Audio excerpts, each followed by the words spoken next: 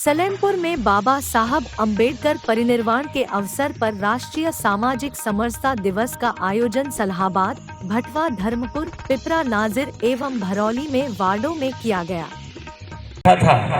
तो उन्होंने ये बात कही थी कि समाज का उत्थान व्यक्ति के उत्थान से होता है, व्यक्ति के उत्थान से परिवार का उत्थान होता है और परिवार के उत्थान से गांव समाज का उत्थान होता है। इसके लिए स्वयं को चलना पड़ता है।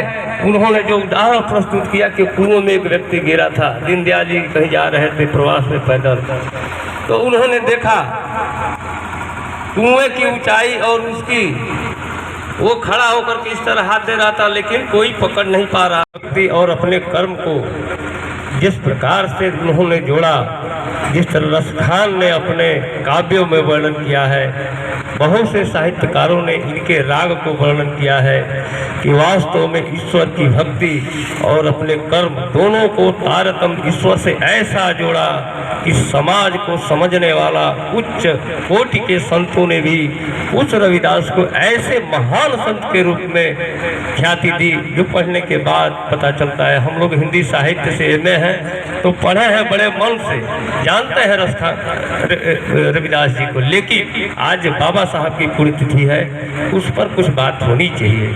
अभी शेषनाथ भाई कह रहे थे कि आज भी समाज में धर्म ग्रहण से भारत को मजबूती मिले। मैं वो धर्म ग्रहण करना चाहता हूँ जिससे भारत माता के मान सम्मान को बढ़ावा मिले। इसलिए बाबा साहब ने कहा कि मेरे लिए अगर कोई धर्म है तो वो बौद्धिस्ट है। उन्होंने बौद्ध की सराहना,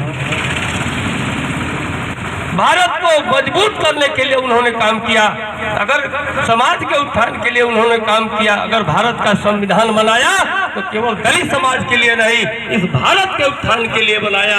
और अगर यदि वो संविधान आज भारत के लोकतंत्र को दुनिया में एक बड़ी पहचान दिया है, लोकतंत्र के रूप में पहचान दिया है, तो बाबा साहब का बड़ा योगदान है। उस योगदान को भुलाया नहीं जा सकता।